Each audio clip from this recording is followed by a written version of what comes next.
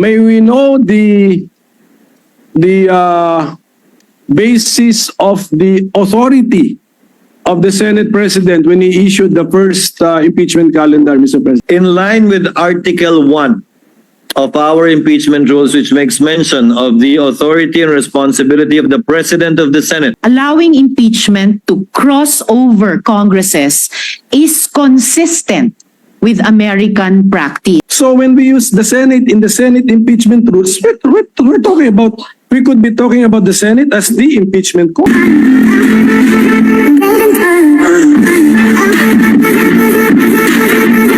Thank you, Senator Tolentino. Briefly, Senator Pimentel. Mr. President, while I still have the floor, can I request for some information from the Senate President, especially regarding the impeachment calendar that is issued, because you issued the first impeachment calendar was issued by the Senate President when we were already on break. I mean, Mr. President, tama po yun, di ba? That is correct.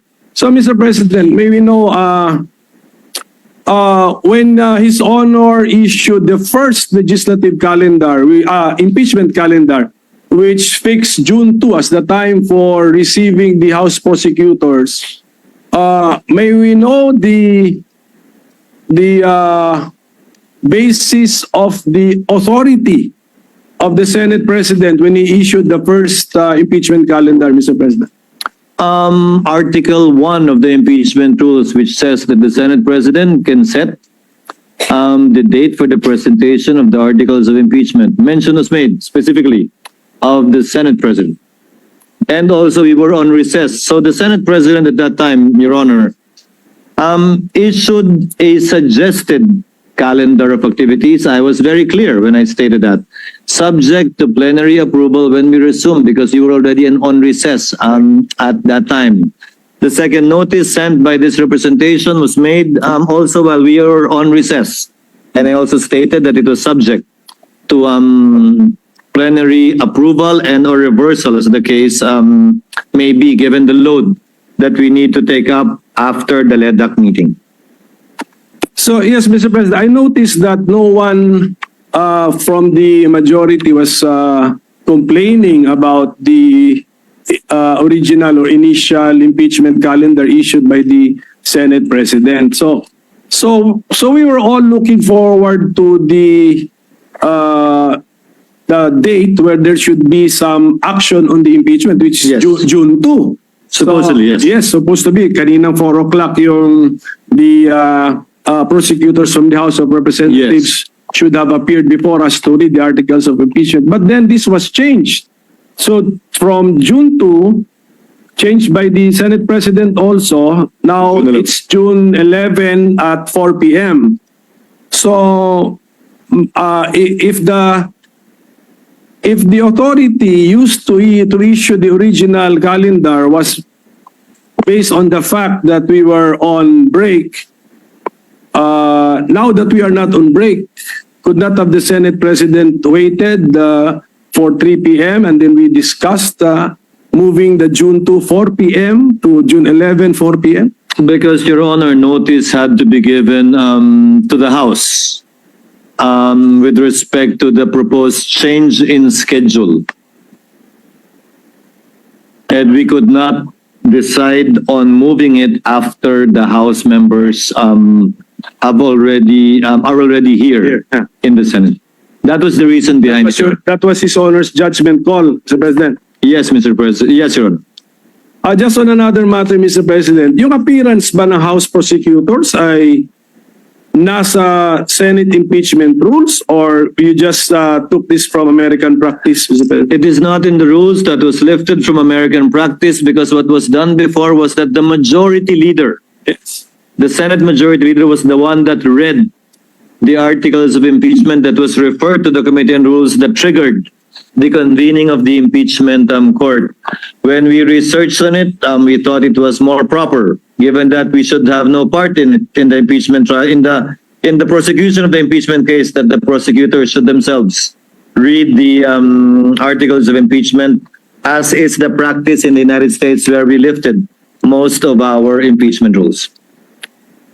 So it's an innovation. But although, had we done it, hindi naman, I don't think it would be fatal or make the proceedings infirm. So it's just not, to use the term of the majority leader, textually required under the existing Senate impeachment rules. Hindi pa ba? No, what was required by our rules, if at all, was the referral of the impeachment complaint in plenary. Because mere filing with the Secretary General does not often by itself operate as the receipt by the Senate in plenary, given that, as with any communication, it has to be referred in plenary, officially by the Senate as a body. Mr. President, Sige, Mr. President. with the permission, Senator Tolentino, sir, Minority what is Leader. your pleasure, sir? would the loaded question of the good minority leader, if decoded, would mean that should the presentment be made before the Senate sitting as a plenary, or should the presentment be made before the Senate constituted as an impeachment court? Baka yun po yung tanong nyo.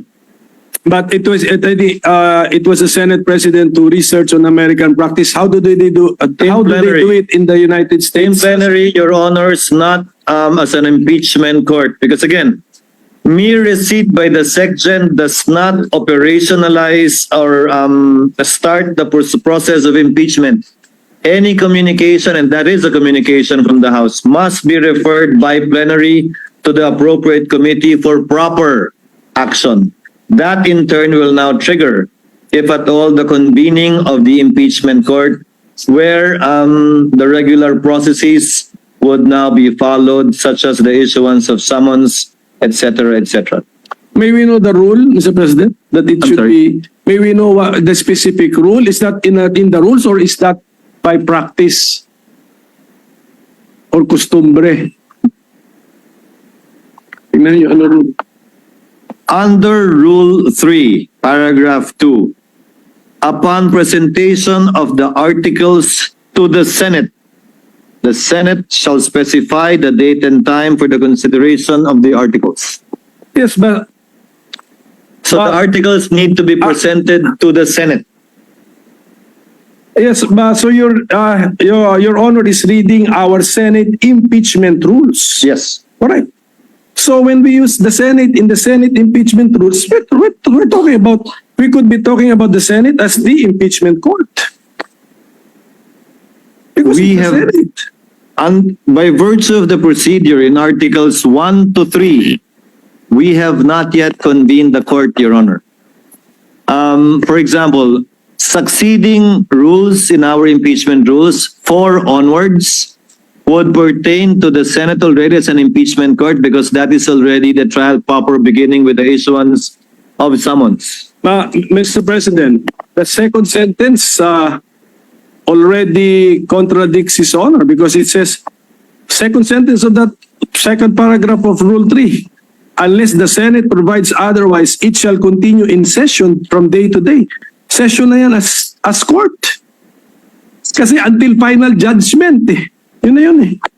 So, the use of, when we use Senate in the Senate impeachment rules, we refer to the Senate as the court.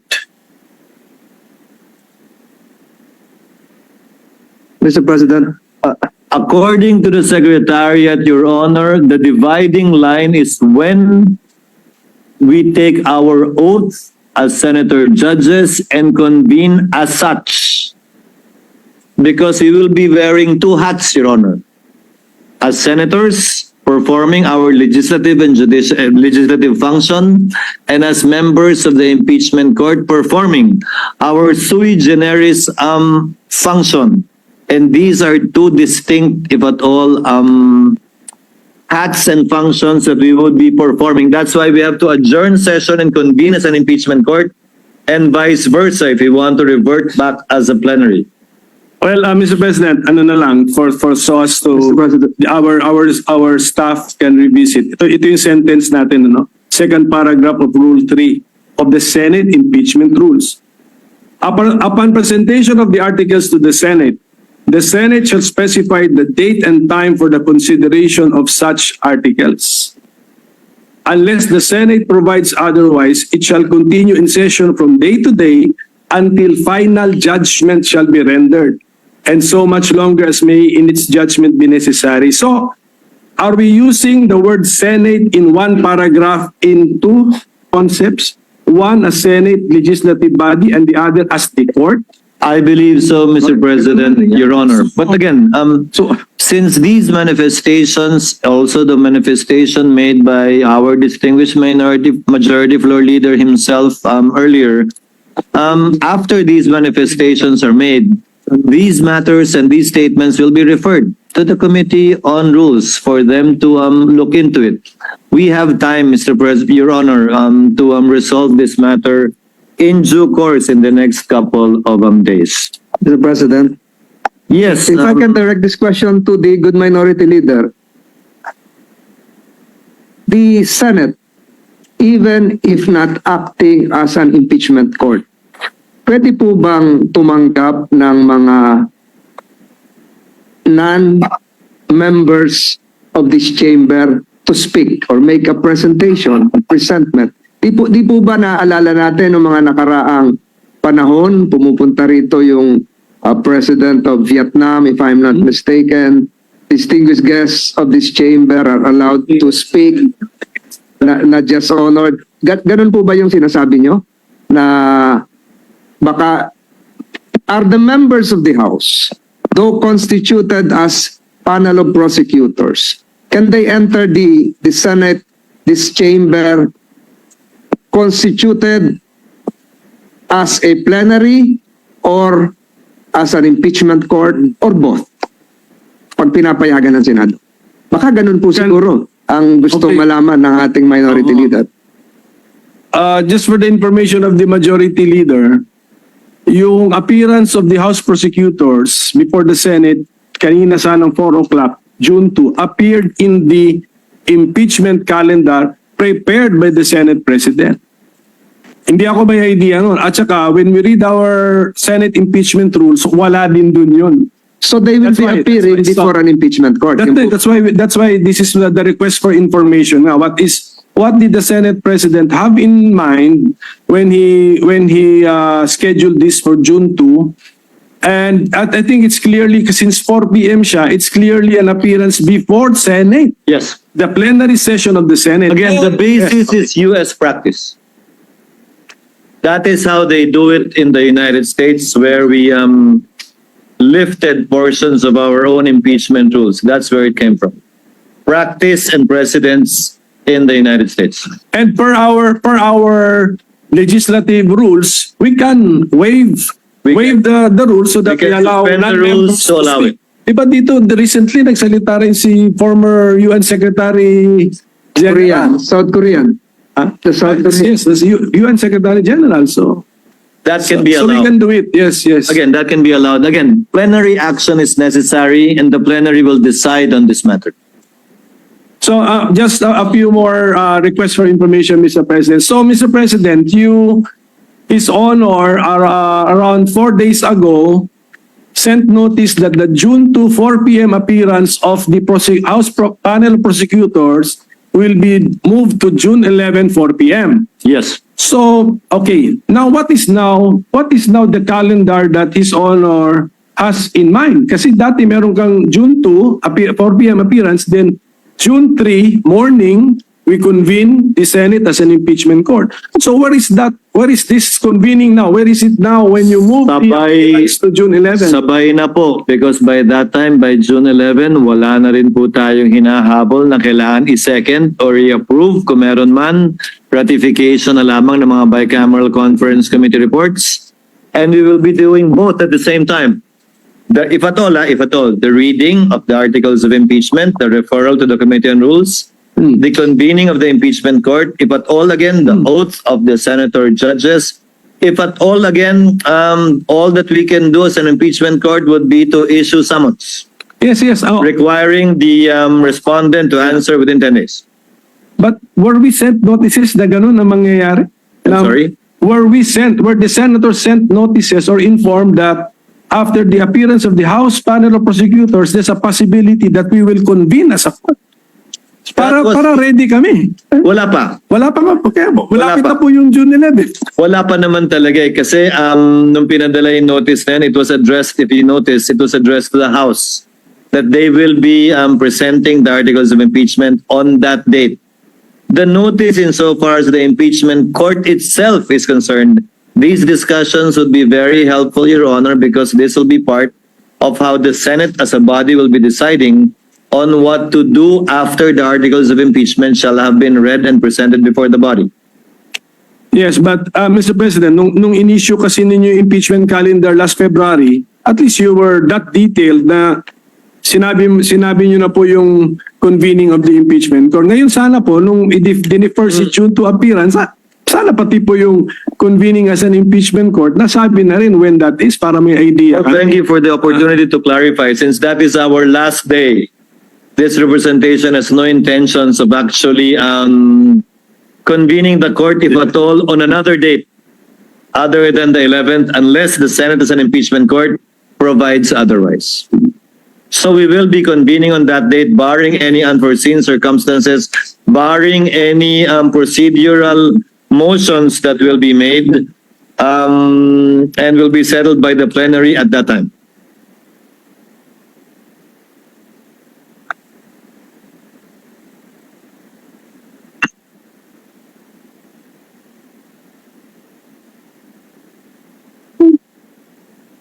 Well, Mr. President, it was just, ito lang for the consumption of our staff and secretariat. It was just pointed out to me that the rule that we mentioned earlier, second paragraph of Rule 3, yung first paragraph pala, it provides that nakapag-oath na. Nakapag-oath na ang member. So if that is now the dividing line, we have crossed the line. So Senate na po ito as a court. So tingnan na lang po muli, Mr. President. Mr. President, Your Honor, the first paragraph refers to consideration of the articles of impeachment. The second paragraph, we were not part of the Senate that wrote these rules. The first paragraph, it mentions the word consideration. The second paragraph mentions the word presentation.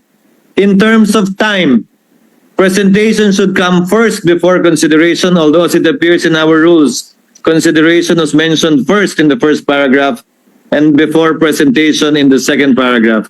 But in terms of order, Your Honor, presentation should logically come first before consideration of the articles of impeachment. And then For there is nothing to consider unless presented. And then in the next breath, it talks about the trial na. Yes, again, we had no part in writing these rules. Okay, I so would not want to critique it as well because during those times, perhaps, this was apt and sufficient. So Mr. President, maybe now, kasi ang media nagtatatanong sa akin, pinapa-speculate pa ako na, just for the record, what is now the reason that His Honor has taken the initiative to reset the June 2, 2025, 4 p.m. appearance of the panel of prosecutors before the Senate plenary to June 11, 4 p.m.? What's the main reason? Addressed to Speaker Martin, copy furnished to all of the senators as well as Vice President Sara Duterte. Given the meeting we had at LEDAC with His Honor's presence, several bills needed to be approved and taken up before we finally finish and wind up the 19th Congress. Meaning to say some bills need to be approved on second reading within the week today, so that we can do third reading next week. Some bills have to be approved on third reading today and within this week, so that bicameral conference committees can finalize and iron out the disagreeing provisions within the Senate and House versions, so that we would still have time next week to either ratify these bicameral conference committee reports or still do third reading in compliance with the constitutional requirement of 3 readings on 3 separate days, at least 3 days after it's approved on second reading. So, sige, last question na lang, Mr. President. Per our rules or practice, how would we now react to the receipt of the articles of impeachment last February 5, 2025? How should the Senate, as a legislative body in plenary session, react to that receipt? in line with Article 1 of our impeachment rules, which makes mention of the authority and responsibility of the President of the Senate. That is why I set the schedule for the articles to be read in plenary, which in turn would trigger, if at all, the creation of the impeachment court, which, if at all, would now proceed with the issuance of summons for the respondent or defendant. Would not the impeachment complaint received last February 5, 2025 be included in the reference of business? Reference of business?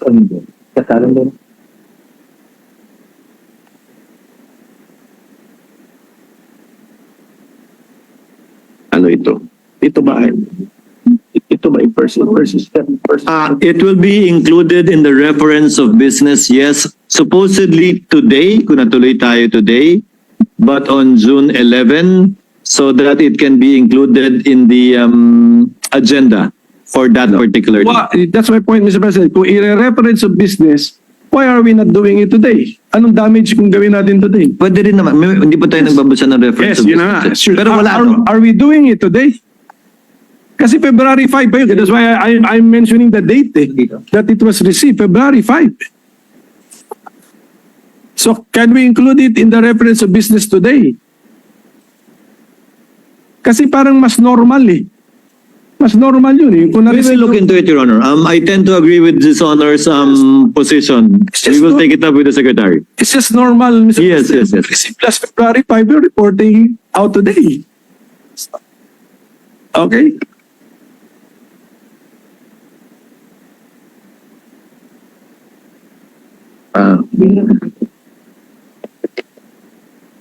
Off the record, they explained the reason behind it. But I tend to agree with Your Honor, and I'll ask the Secretary to consider it. Because in the past, as they said, it was the majority leader who read it, and not the prosecutors, supposedly.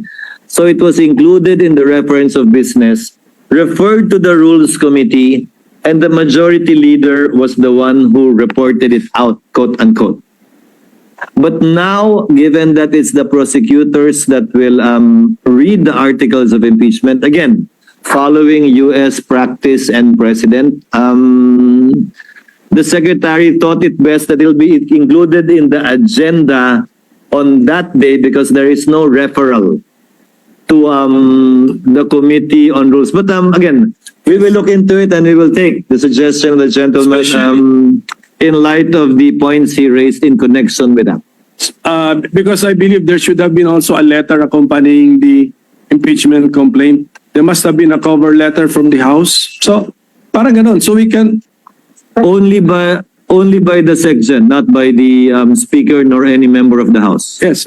But is a letter from the SecGen also a communication from the House? It was a covering letter only. So I think this is just an opinion. I tend to agree, Your Honor. It's more natural that we report out if something happened last February 5, late evening of late in the session on February 5. Something happened, we report it out in the.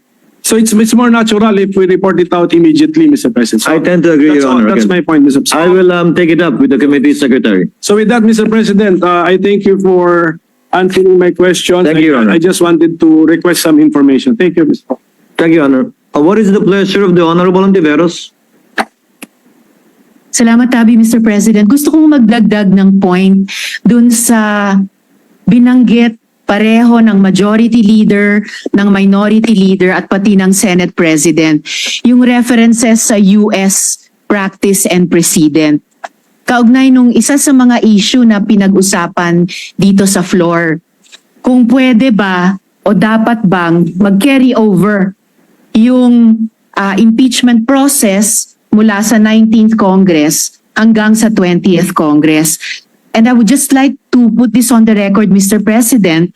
Galing po ito sa isang piyesa authored ni UP Professor Paulo Tamase.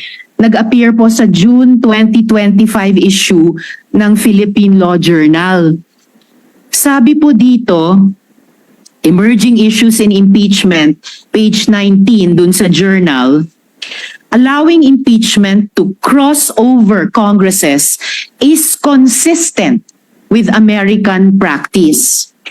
Following the practice of the United Kingdom, Thomas Jefferson's Manual of Parliamentary Practice states that an, quote, impeachment is not discontinued by the dissolution of Parliament, but may be resumed by the new Parliament, close quote. The US Congress na binanggit ng Majority Leader, ng Minority Leader at ng Senate President, the US Congress has observed this for over 200 years. From the 1803 impeachment of Judge John Pickering to that of Judge Porteus in 2009. In Congress, impeachment proceedings are not discontinued by a recess.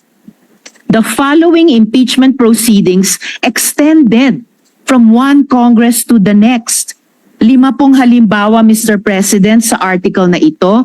Babangkitin ko lang yung pang-apat kasi yun pamilyar sa ating mga Pilipino. 4. The impeachment of President Clinton was presented to the Senate after the Senate had adjourned sine die. After, Mr. President, the Senate had adjourned sine die for the 105th Congress, and the Senate conducted the trial in the 106th Congress, Mr. President. So, for the record lamang po, dahil very, very pertinent sa binanggit ng Majority Leader, ng Minority Leader, at pati ng Senate President na following US practice and precedent. And with one very recent concrete example po dun sa impeachment ni US President Clinton. So I hope that we can consider this in our own decision-making, Mr. President, even after the rescheduled presentation by the House prosecutors to the Senate as an impeachment court on 11th June. Salamat tabi, Mr. President. Duly noted and entered into the records.